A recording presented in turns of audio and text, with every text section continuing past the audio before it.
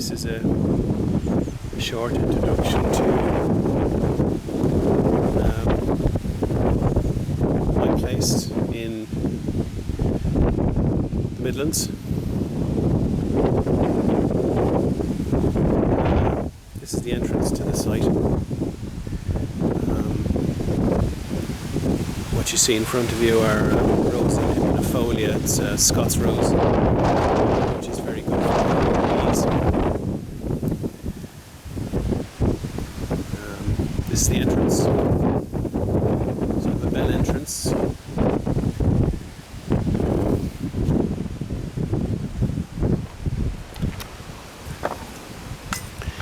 The site we've developed along what are called permaculture principles. Permaculture is a design system. A design system essentially mimics nature. So the idea is to mimic nature. If you look up permaculture on Wikipedia, the article is very fulsome in its description of what it involves. So we have some acres here on the left. This is the front area of the house. This hedged off area in front of the house is sort of decorative, sort of arboreal, with some acres and a small shrubbery.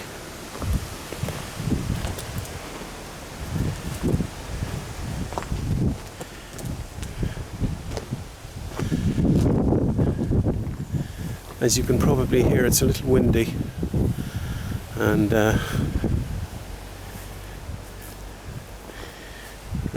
that's what happened to one of my sweet chestnuts. The branch broke off, but it's a very large tree, so that's not too bad. We'll grow back.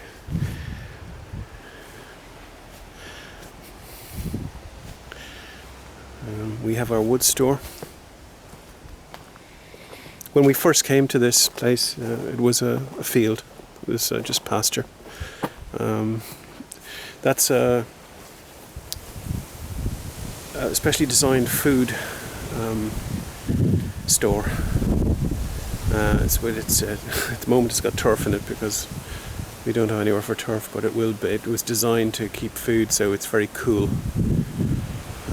Designed that way. Even the more decorative area has interesting things. We have various herbs, feverfew, lovage, you can see, and leaf fennel, and angelica.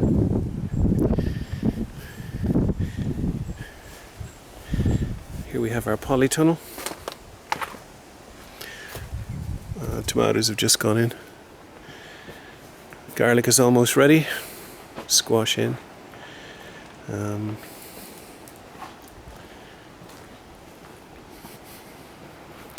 We grow various types of squash here. Butternut, and a thing called Turk's Cap, which is absolutely massive. It's very good for chutneys. Here we have a tomatillo, which is very easy to grow in a polytunnel. Some beans. These are aubergine. We had a massive harvest of aubergines last year. And these are sweet peppers.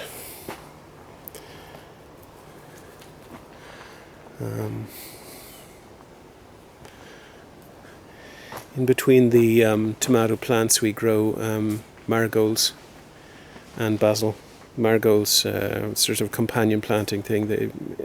Aphids don't like marigolds.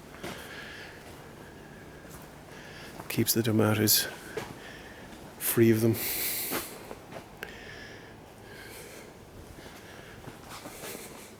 This is actually an old mushroom tunnel. It's 50 feet long, I think, by 25 feet wide. It's quite large. We freeze a lot of our food. These are compost bins that are being redone, will be redone, sort of falling apart really. So in here we have our main vegetable patch.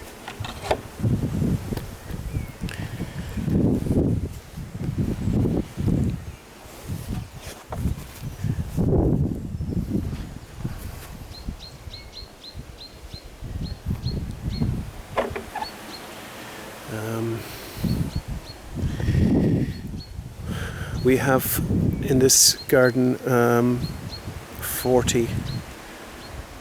blocks of 10 permanent beds with various, we grow a large variety of stuff. This stuff is oca. It's a South American tuber crop. No known diseases in this country, and it's like a lemony potato. It's very nice. Stores very well. The tubers are reasonably large. Harvest very late. So we have globe artichokes. Leeks have just gone in. Herbs, various kinds. These are cuttings. Most of these have failed. Globe artichoke plants. These are other cuttings again from the forest garden. Buckthorn, willow, and Elaeagnus or autumn olive, and honeyberry, and some gooseberry as well.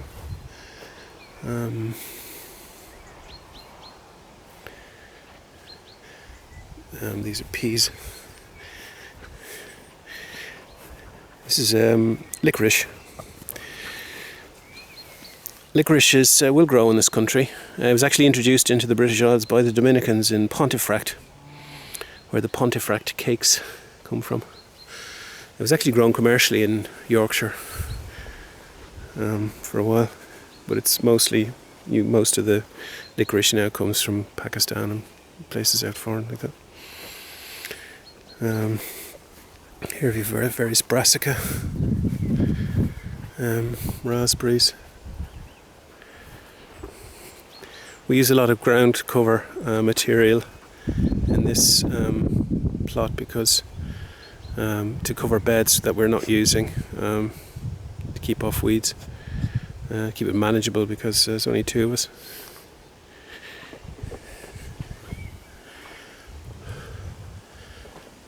Some compost and comfrey, Bocking 14, Russian comfrey, sterile comfrey going around it.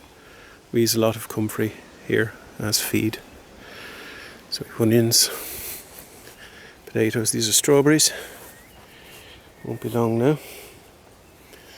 And on the way out here, we have broad beans, peas, potatoes with some lettuce as well. So now down into the forest garden. This plant here is called Cephalaria or giant scabious. The bee is a good bee plant, as I think you can probably see. Fairly hardy.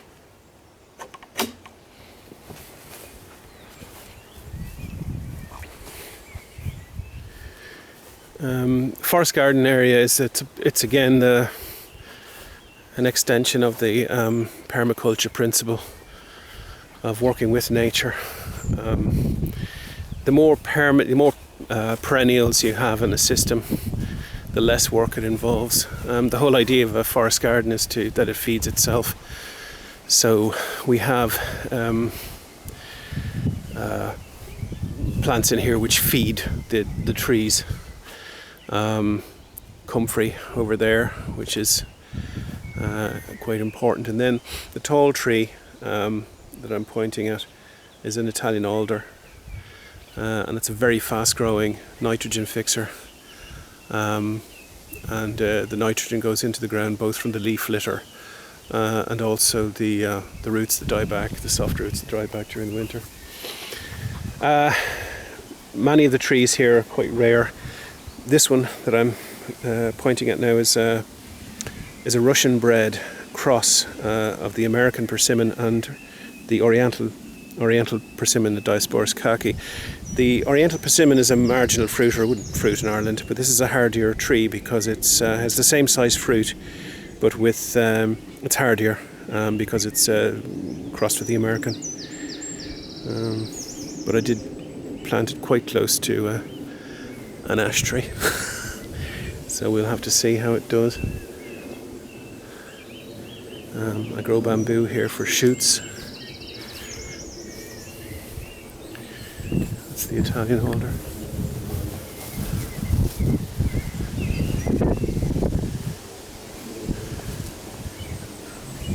This tree is a specially bred variety of walnut, bred for the nuts. I'd expect that to start fruiting in a couple of years' time. Another Italian alder here.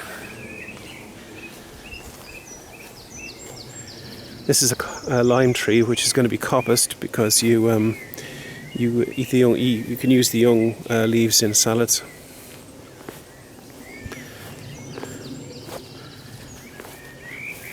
This is the another walnut.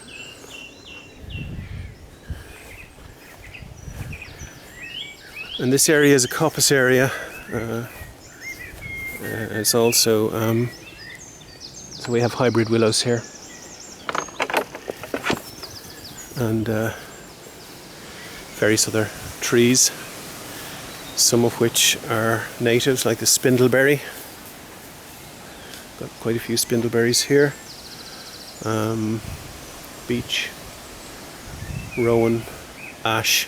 Not many ash because dieback was coming to the fore, or to my attention. So when I was planting this, so I mostly planted sweet chestnut and turkey oak. It's a very fast-growing oak, used for wood. And these are beech trees. These plinths are for bees. I've got 3. I'll be getting bees next year, hopefully. The plot is very long and narrow. It's just over 2 acres. The major problem I have is with ash. The sun goes in this direction, like that. And the problem is there's an awful lot of ash trees on that side which block out valuable light. So I'm raising the canopy slowly. They're too big for me to take down myself. So I'm raising the canopy slowly and keeping the ivy off them, and trying to sort of trim what branches I can.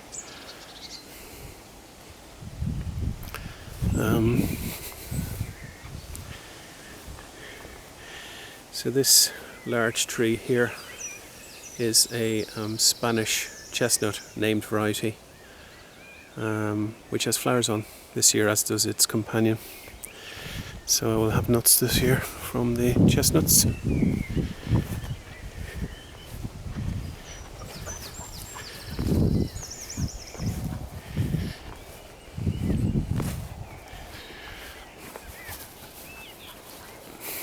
That's the companion, which is called Marlhack. This other one is called Marigoule.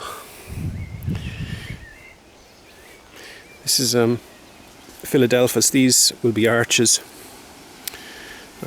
trained up, and it's just about, it won't be long before that's in flowers, beautiful white flowers on it. Willows will be serving the same purpose as arches. I'll probably grow some roses up through them as well. These 5 trees here are pears, different varieties. You can see there's fruit on this one already. It's only been about 4 years in. This is a Killarney strawberry. It's actually native. You find a lot of them in, apparently there's a very large one in the Botanic Gardens in Dublin. I've not seen that. This is evergreen, and there's a small fruit on it. The Latin name is Arbutus unido, which means eat once, because they're not very palatable fruit, but you can make a liqueur and various drinks from them.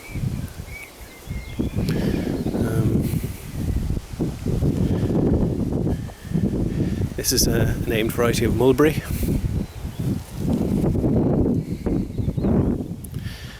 And this tree, which is just new in this year, is called Eucryphia. Australians call it leatherwood. It has flowers. It's a large flowering shrub. I mean, very large, but tall and thin. And it's covered in flowers in July and August. And the honey is valued. It's a bit like Manuka, except Manuka is too frail. Manuka wouldn't really grow in Ireland. But both collections, both the Irish National Collection of Eucryphia and the UK collection, are held in Ireland. The UK collection is held in County Down, Seaford Gardens, and the other one, the Irish collection, is held in Ashford, Wicklow. I've been to Ashford. Eucryphia are 100 foot high. They're really, really old, about 100 years old. This is a Cornelian cherry, and its mate. This is a Carolina snowbell tree. It's a very pretty tree when it's in flower. The flowers like snowbells, but it has a fruit afterwards which you can use in stir fries and things.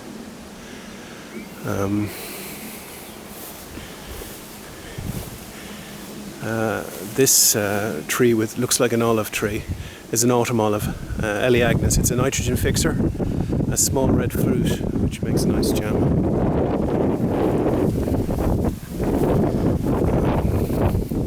This is a Mirabelle, a cherry plum.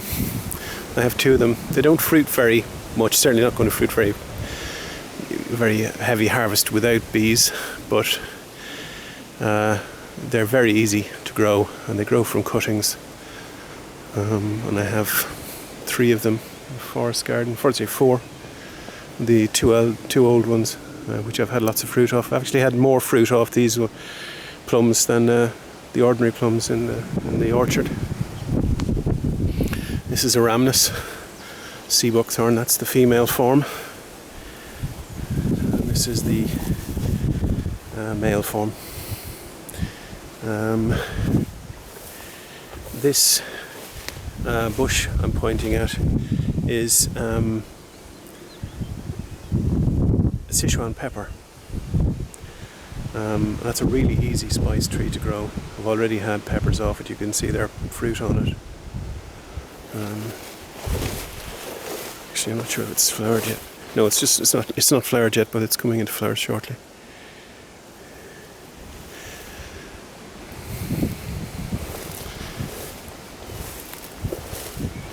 All of the area under the trees will be underplanted with ground cover.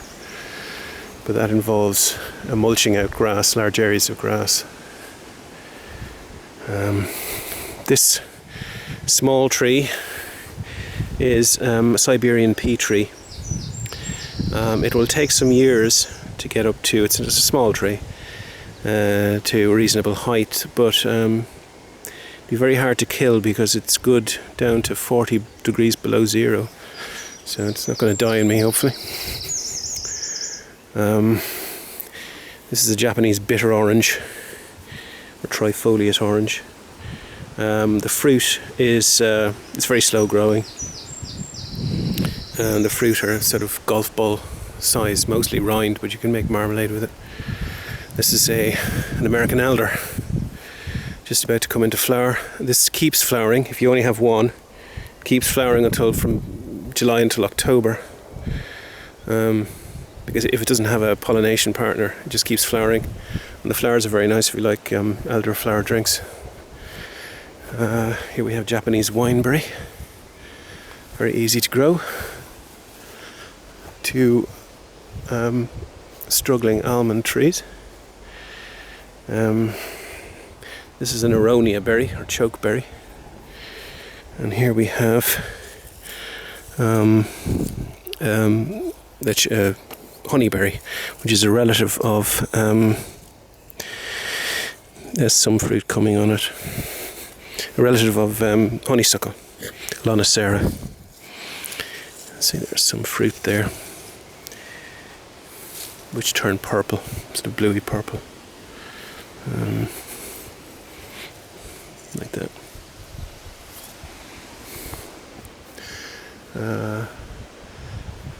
Here we have 2 hazels for nuts, special varieties for nuts. And this tree was a large shrub, really, is a European bladdernut.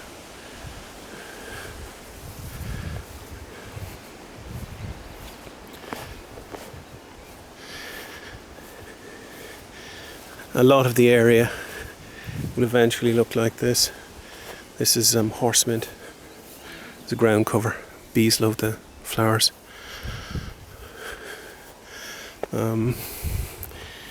This tree here is a blue bean tree. The fruit are long pods with a sort of melon flavoured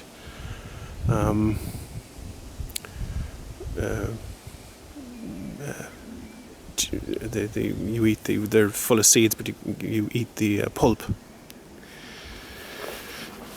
I think the skins are also a source of latex, natural source of latex as well.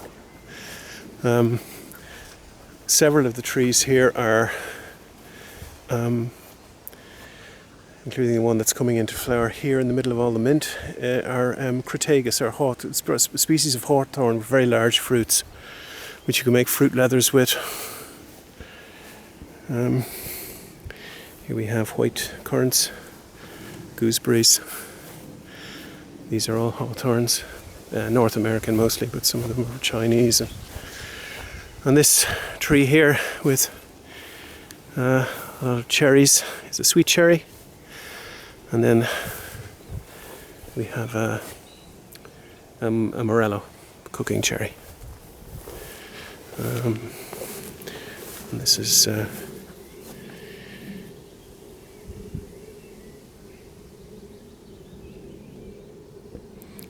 This is blackcurrant, and these are horseradish.